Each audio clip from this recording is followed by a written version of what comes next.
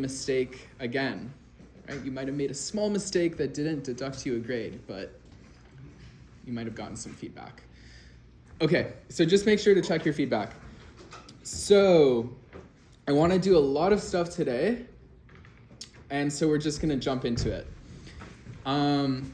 So we're now in the second half of the course, which means we get to start talking about integration.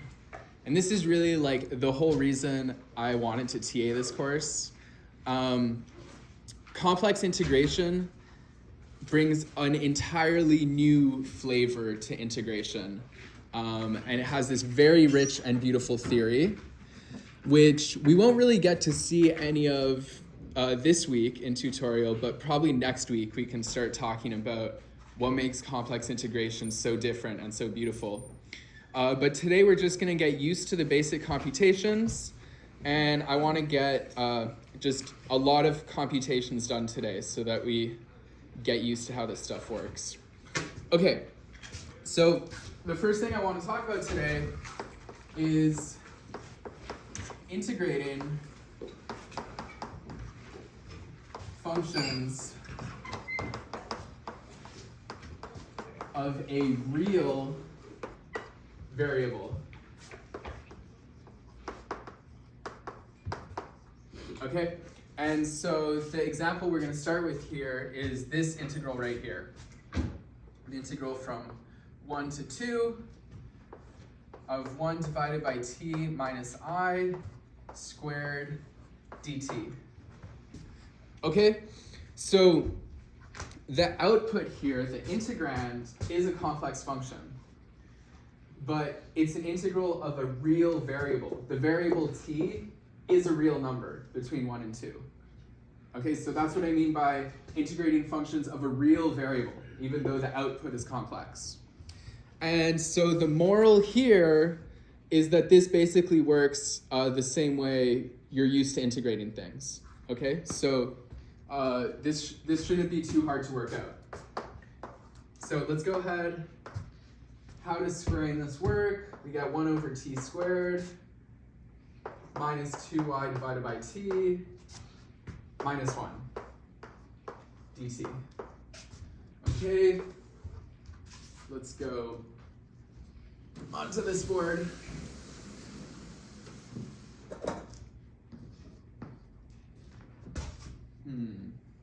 Where's the eraser?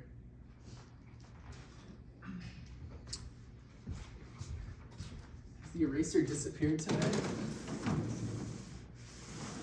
Okay, someone stole the eraser, so that is gonna probably be slightly annoying.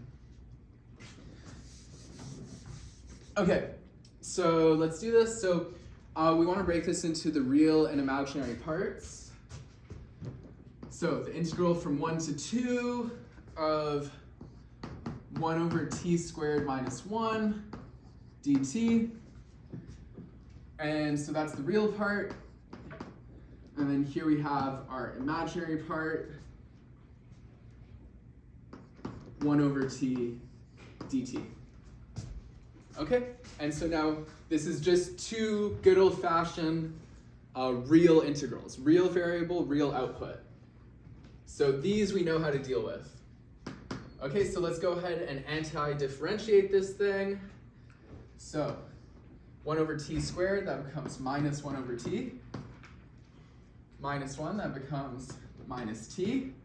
Okay, and we're taking this from 2 to 1. And we have minus 2i.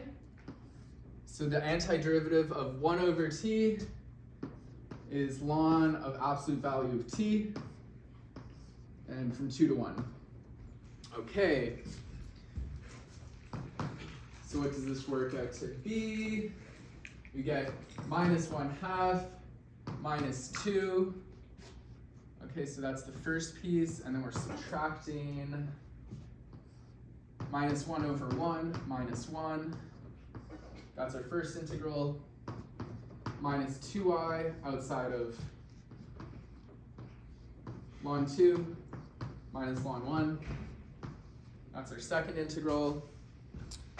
And this ends up being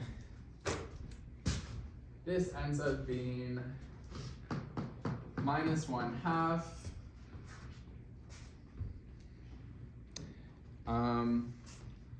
minus 2I ln of 2. Okay? So, any questions there? Integrating functions of a real variable. Okay, so let's do one more example in this vein, unless there are any questions.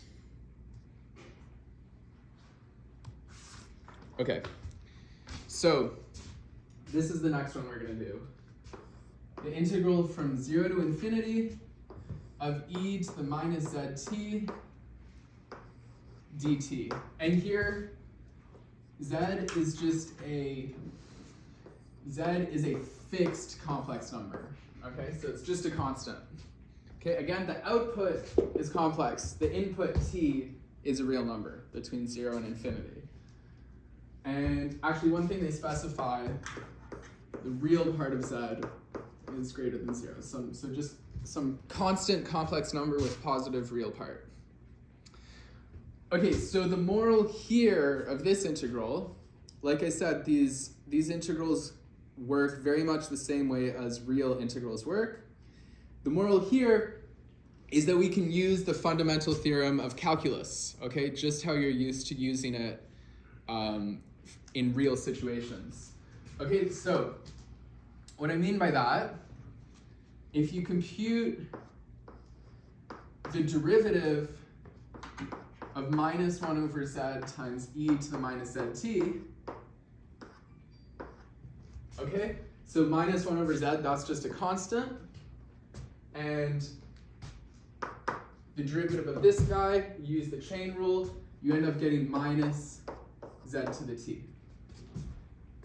Okay, so what this means is this function here is an antiderivative, right?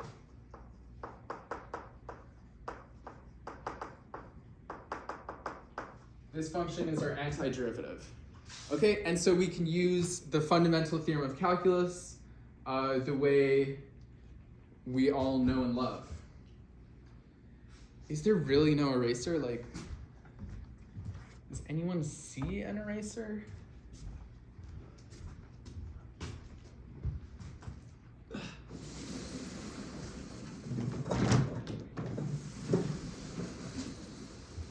Okay, I'm going to use this lost and found glove as my eraser. So is it cool with everyone if I erase this board here? Or if this glove erases the board? Actually, that's my glove. Is it? No, it isn't. Get out of here. What's in your pocket? Is that an eraser in your pocket? Where? In your right pocket, there's like a... I do not have an eraser in my pocket. Oh, whatever.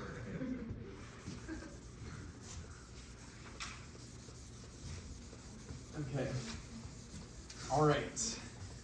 This person's gonna come looking for their glove and they're gonna be like, what is this white powder all over it? Okay.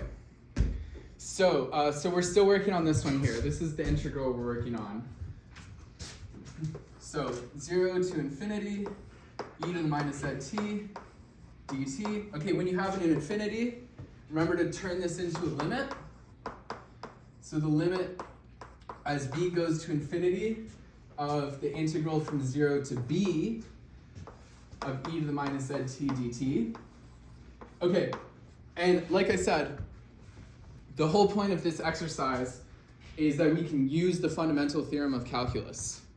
Okay, so by using the fundamental theorem of calculus, FTC, we find that this is equal to, let's put our limit down. Okay, the integral from 0 to b, we use our antiderivative. That becomes minus 1 over z, e to the minus zt,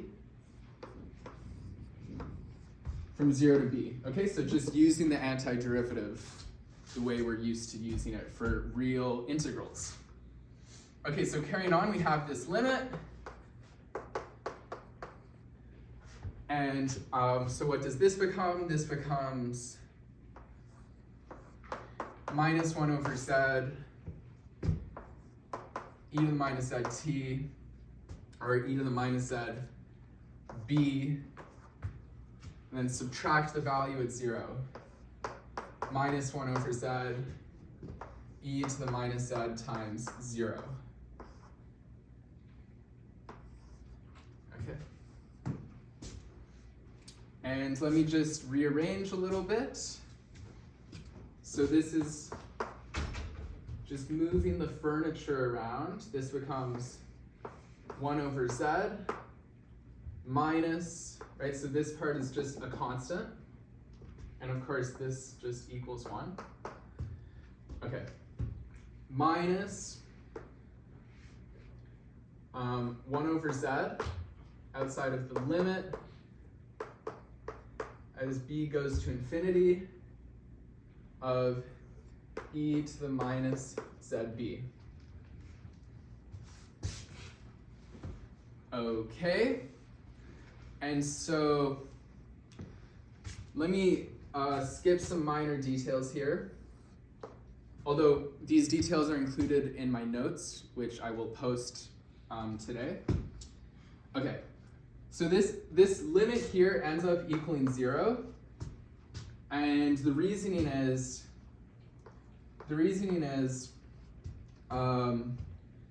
using the squeeze theorem.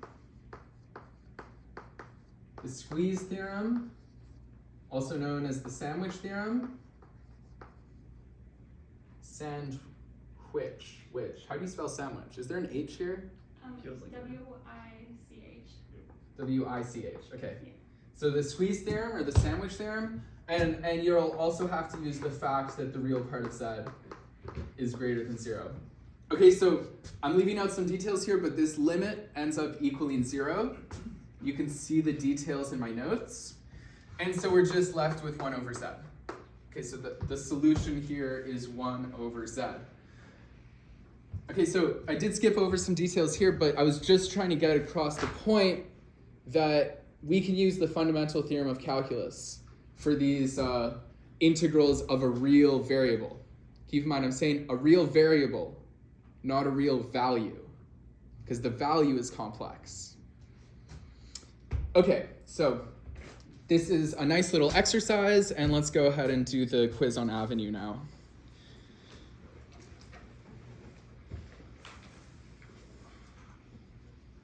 Okay.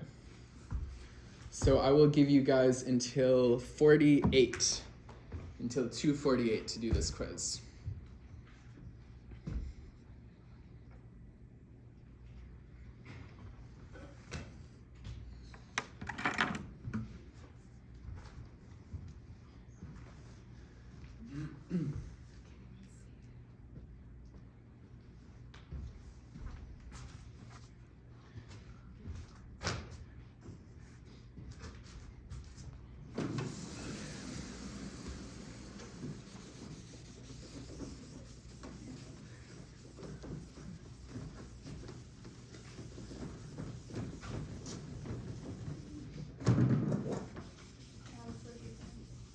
I just started the quiz.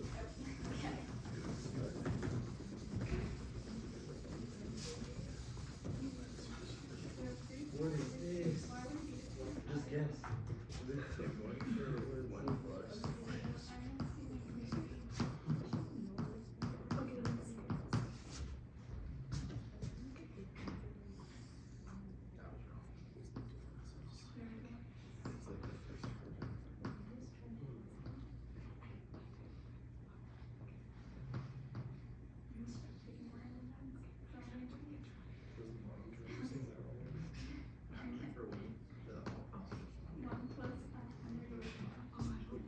Is this the drawing I made? Yeah. Okay. And it's oriented like this. Am I just getting lucky, or am I actually getting them right?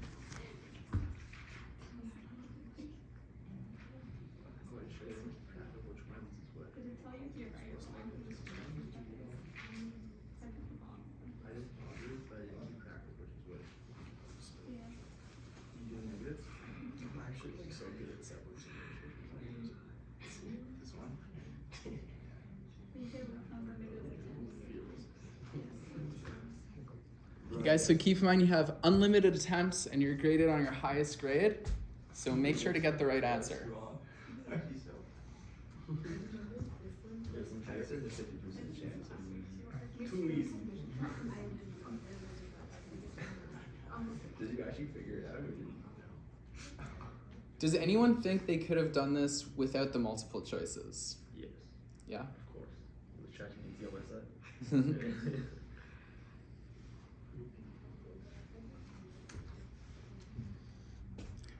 Okay guys, so parameterizing paths is going to become really important in the upcoming part of this course. Okay, when it comes to these complex integrals, a huge part of it is parameterizing paths. So we'll talk about that a bit. And so maybe let me leave the quiz open a bit longer as I make this comment here. Okay.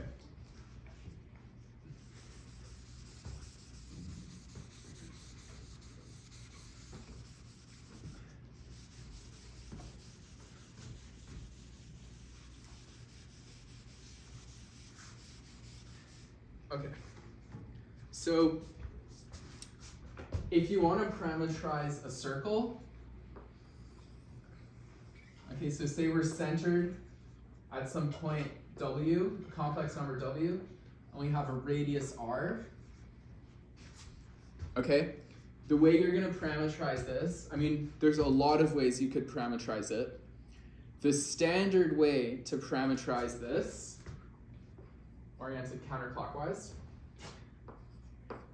you'll have your parameter running from 0 to 2 pi, and the parameterization is defined by W plus R times e to the it. Okay, so this is how you parameterize a circle. In the quiz that I gave, we had a semicircle, which is why we were going from pi over 2 to 3 pi over 2. Okay? So parameterizing circles, that's important. Another extremely important thing, this is circles, is parameterizing straight lines.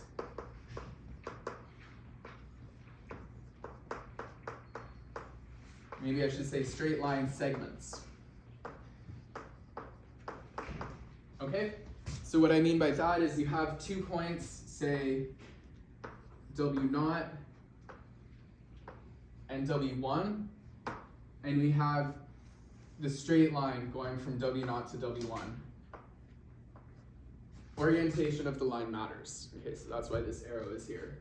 So the way you parameterize this, again, there's infinitely many ways to parameterize it, but this is sort of, I'll show you the standard way. So this time your parameter runs from 0 to 1, and you're going to use the formula z of t equals 1 minus t times the starting point W0 plus t times the terminal point W1. Okay?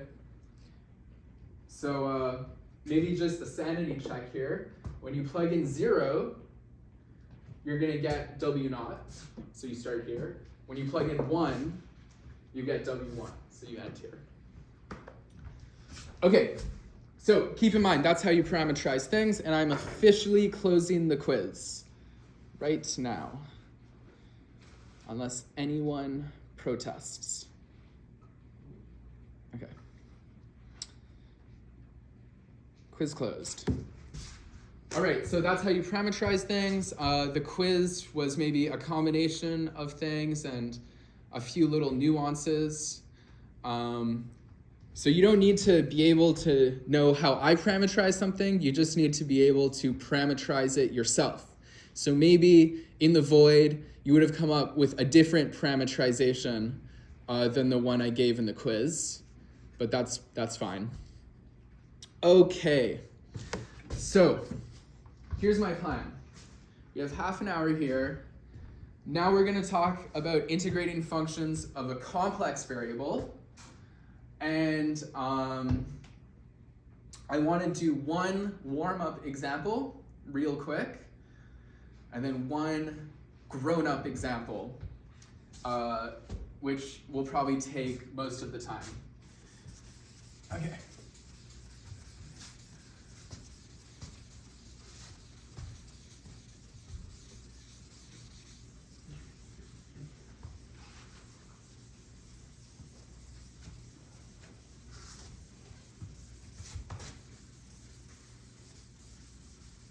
So, like I said, before we were talking about integrating functions of real variable, now we're, is that me? That's not me. Integrating functions of a complex variable. Okay, so this is when things really start to change. So here is my warm-up example.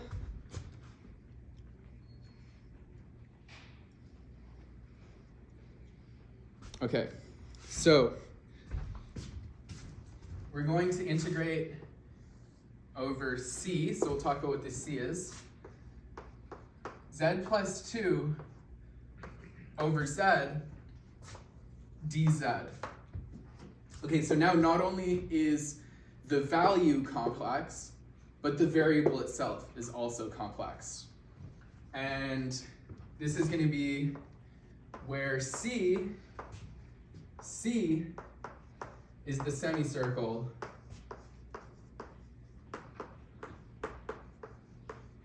and I'll just draw it. So it's going to be a semicircle centered at the origin.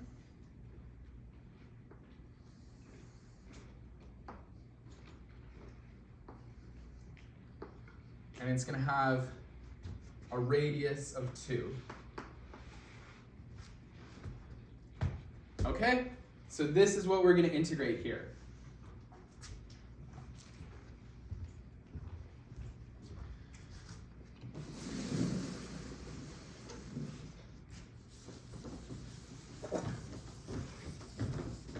So integrating a complex variable function typically has two main steps. So step one is parameterize C. Okay, so can anyone parameterize C? You guys are just starting this, so I don't necessarily expect anyone to be able to do this. But if someone happens to, yeah, go ahead. It's just x squared plus y squared from 0 to pi? That works, but we really, we want to parameterize it in terms of a single real variable. Right, so when you're saying x squared plus y squared equals 2, that's like saying the modulus of z, or square root of 2. That's like saying, one sec, the modulus of z equals 2. So that's parameterizing it in terms of a complex variable. Okay, so you just replace x with r cos theta and y with r sin theta? That's good. Yeah. Okay, what you're saying is good. And that is the answer. What were you going to say?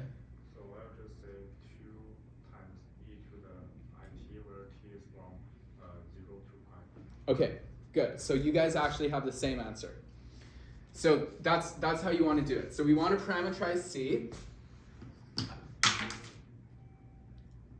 As Ying Chang just pointed out, our parameter is going to be going from 0 to pi. And, okay, so,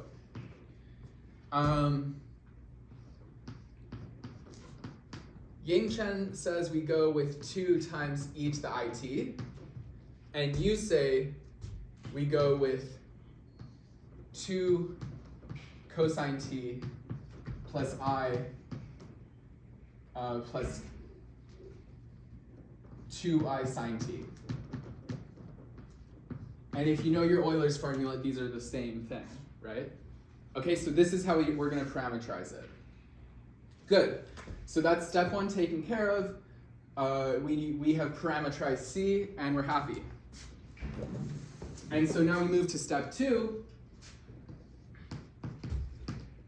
Step 2, apply the line integral formula.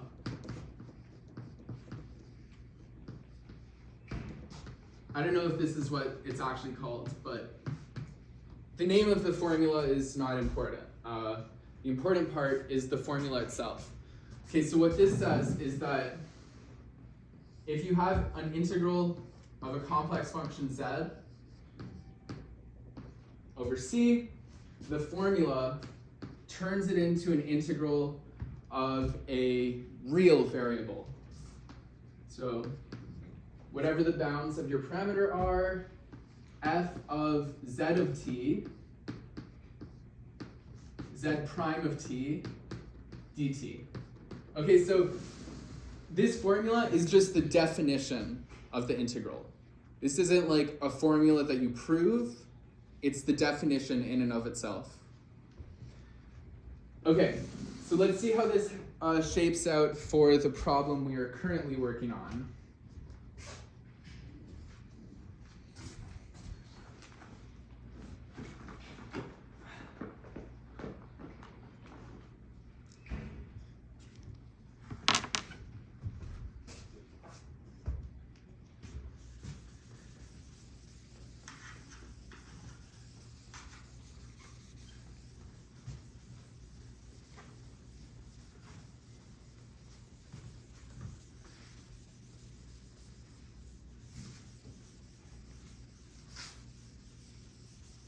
Okay, so for our current integral over c of z plus 2 over z dz, apply our formula. Now our bounds are from 0 to pi. So it's the integral from 0 to pi.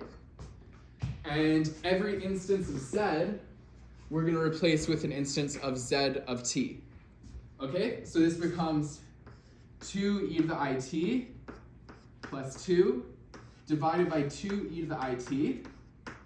And now don't forget your z prime. So the z prime of t is 2e to the it prime dt. Okay, so this integral of a complex variable has been transformed into an integral of a real variable, which we just discussed how to deal with these. Okay? So, let's do this.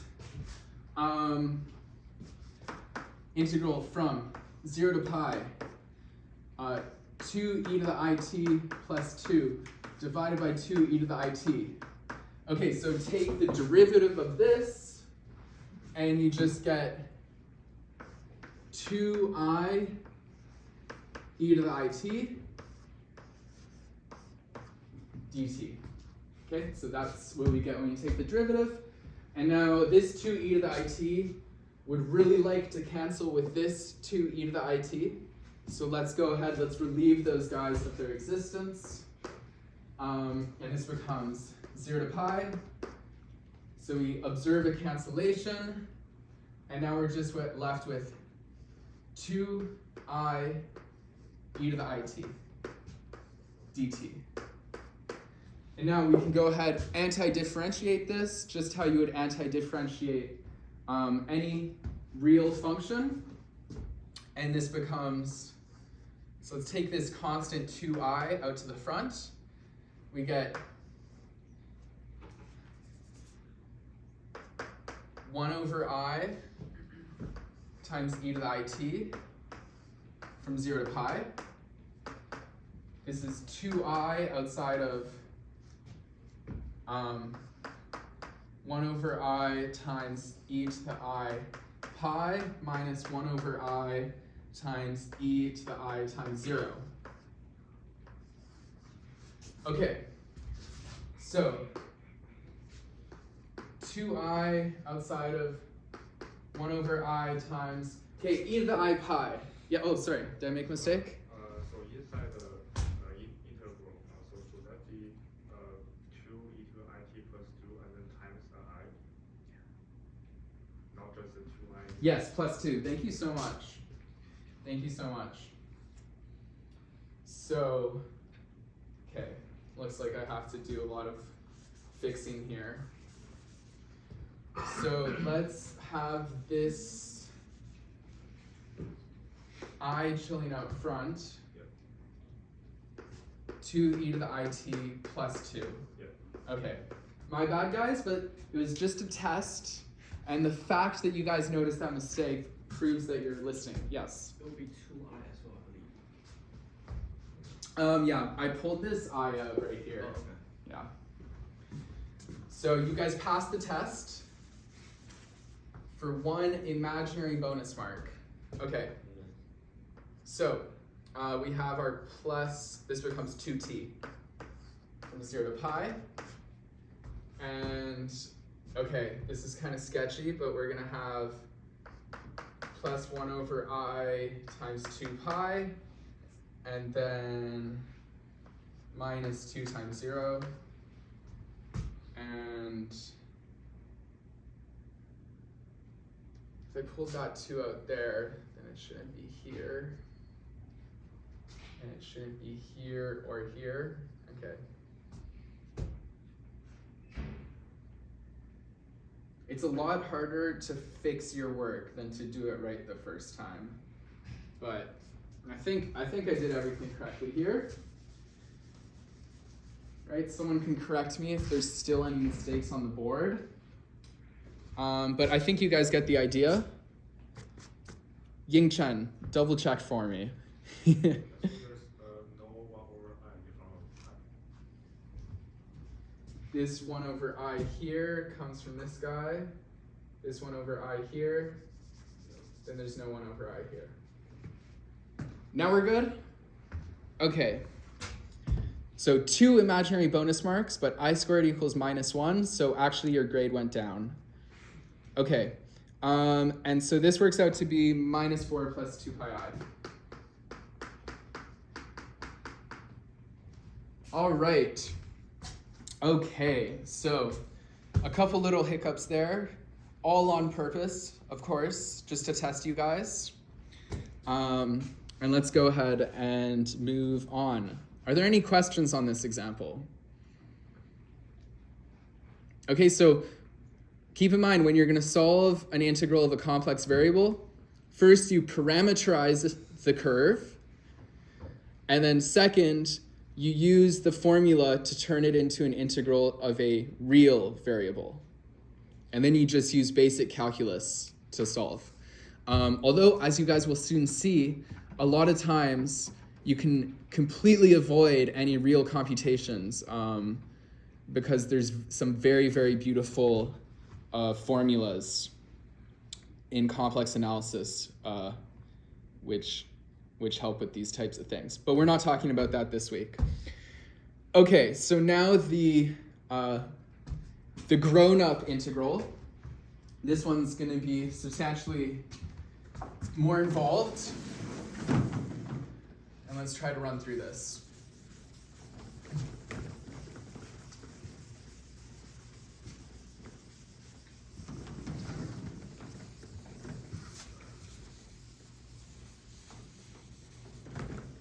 So this one is going to be integral over c of pi e to the pi z conjugate dz, where c is the following square. So it's a square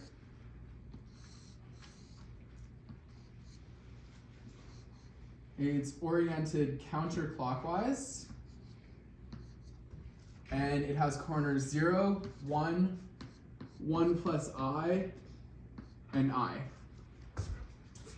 Okay, so let's do this. Here is the solution. Okay, so we're going to break this into 4 curves, which are easier to parameterize. So say let's call this side C1, C2, C3, and C4. Okay, and so now we're going to parameterize each one of these individually.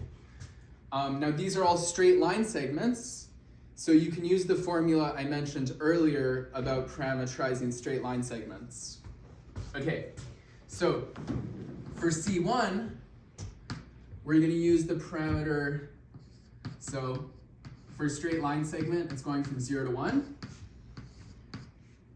And for C1, it's going to be parameterized by z of t equals t. For C2, okay, so this part is going to be the same. We're going from 0 to 1. And here we're going to use the parameter z of t equals 1 plus it. For C3, okay, so this part is the same.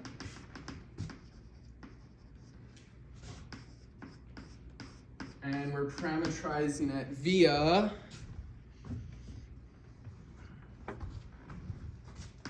one plus I minus t.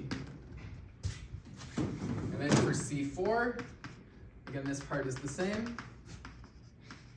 So these dot dot dots just means z is a parameter running from 0 to 1 into the complex numbers. So C4 is parameterized via I minus it. Okay, so we parameterized the 4 chunks of this guy.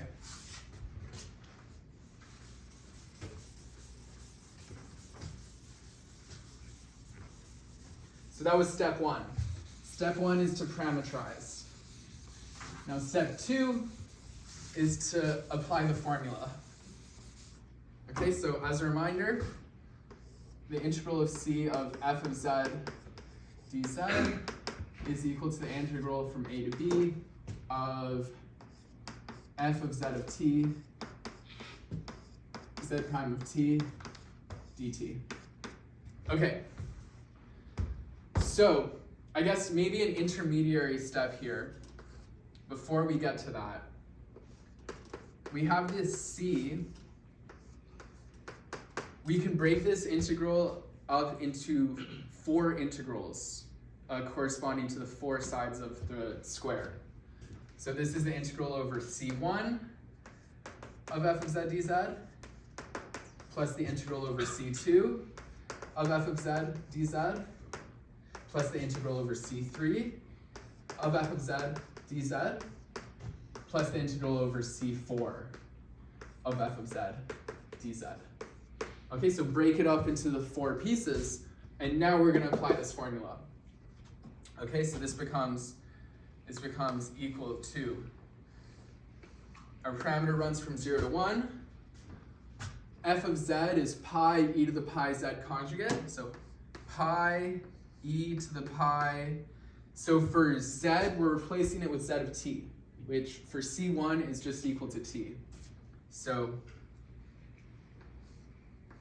t conjugate, and then times the derivative of t dt. Plus, so this is for C2. For C2, we have the integral from 0 to 1. Pi e to the pi. Now our z for C2, our z is 1 plus it. So 1 plus it conjugate, then the derivative, 1 plus it, the derivative of that, dt. Okay, so that's for C2. Let's see if I can fit it all on this board. For C3, pi e to the pi. So for C3, it's 1 plus I minus t. So 1 plus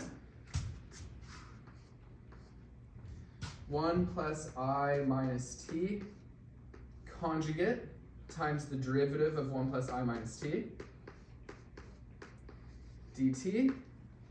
Okay, and maybe I can fit C4 on the same board. Integral from 0 to 1, pi e to the pi. So for C4, it's I minus it.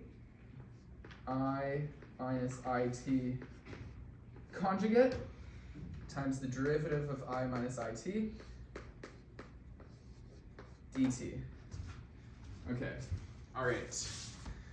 So now each of these integrals is an integral of a real variable.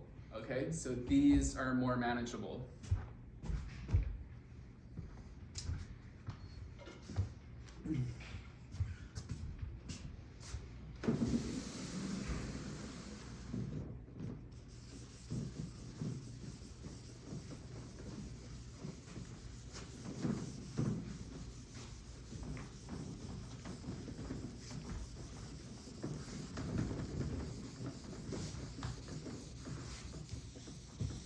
Okay, so let's continue. So we have this common factor of pi in each integral. Also, each integral is running from 0 to 1. So let's just pull the pi out, and I guess let's just immediately, well, let's add a step. So 0 to 1. Okay, so t conjugate, t is a real number, so t conjugate equals t. So we have e to the pi t. Now we have, oh, and t prime, that equals 1. So there's a 1 right there. Okay, 1 plus it conjugate, that becomes e to the pi 1 minus it. And now the derivative of 1 plus it is just I. So we have an I right here. 1 plus I minus t conjugate. So this is e to the pi 1 plus I minus t conjugate. That becomes 1 minus t minus I. And now the derivative of 1 plus I minus t is just minus 1. So let's turn this into a minus. Okay, and now this last guy here, I minus it conjugate, that becomes I minus it conjugate becomes e to the pi it minus I.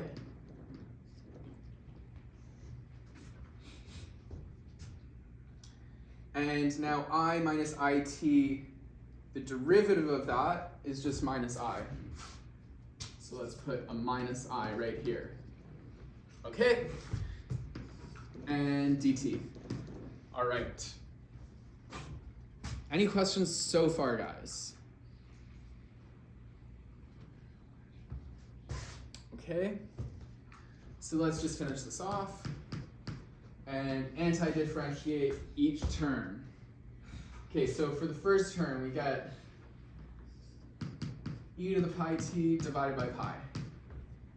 For the second term, okay, this becomes a bit of a headache.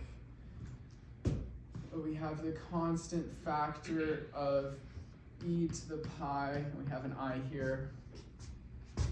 Okay, and then divide by minus I.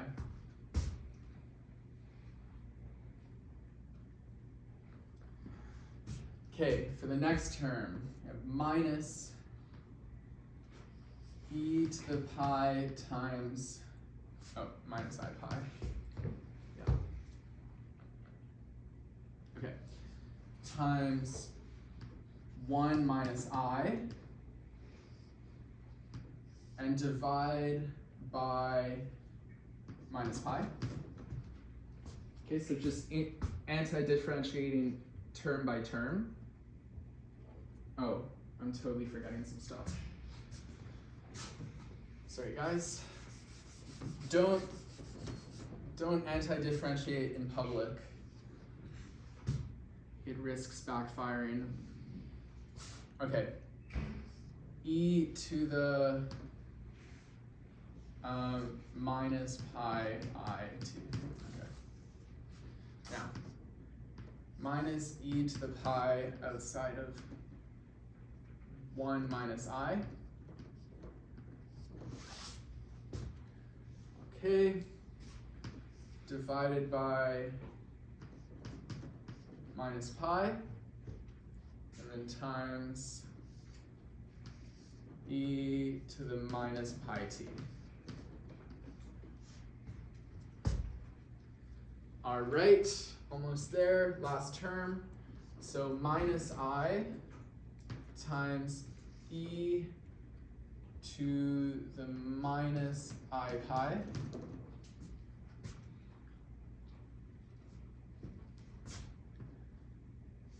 divided by pi I times e to the pi I t. Okay? And this is running from 0 to 1.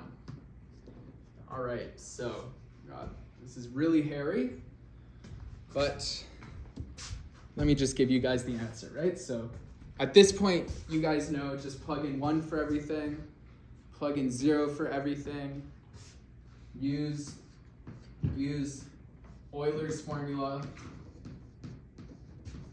right? So whenever you have e to the I times some kind of multiple of pi or some kind of fraction of pi, you want to use Euler's formula. And this shapes out to be 4 pi minus 4. Okay, so just skipping over the mind-numbing computations at the end there. All right, guys, that's all for today. And feel free to ask me any questions. I'll stay here for a few minutes.